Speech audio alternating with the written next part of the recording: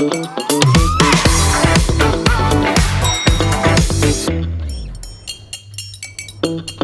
இல்லாம colour print பண்ணுங்க, அதுவும் மிக குறைஞ்ச விலையில. Epson eco tank printers. இது வெறும் ஃபேபுலஸ் இல்ல, இது டோட்டலி பிரிண்டபிளஸ். போடியில் நடைபெற்ற சமுதாய வளைகாப்பு நிகழ்ச்சியில் கர்ப்பிணி பெண்களுக்கு பட்டு சேலைகளுக்கு பதிலாக தரம் குறைந்த பூனம் சேலைகள் வழங்கப்பட்ட சம்பவம் அவர்களுக்கு அதிருப்தியை ஏற்படுத்தியுள்ளது.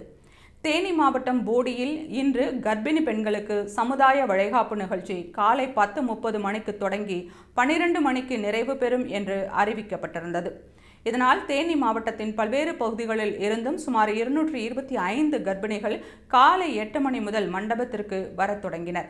ஆனால் திமுக எம்பி தங்க தமிழ்ச்செல்வன் 12:30 மணிக்குத்தான் நிகழ்ச்சியை தொடங்கி வைக்க வந்தார். திமுக எம்பியின் வருகைக்காக காலை 9 மணி முதல் சுமார் 3 மணி நேரத்திற்கும் மேலாக கர்ப்பிணிகள் காக்க வைக்கப்பட்டதால் அவர்கள் பெரும் சிரமத்திற்கு ஆளாகினர்.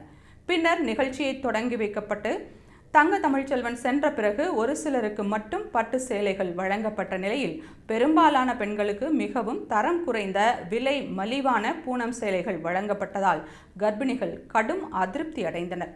மேலும் இது தொடர்பாக ஊடகத்திற்கு பேட்டியளிக்க போகிறோம் என்று அவர்கள் கொந்தளித்ததை தொடர்ந்து அவர்களை சமாதானப்படுத்திய அதிகாரிகள் தேனியில் உள்ள அலுவலகத்திற்கு வந்து பூனம் சேலைகளை கொடுத்துவிட்டு மாற்று சேலைகளை பெற்றுக்கொள்ளுமாறு தெரிவித்தனர்.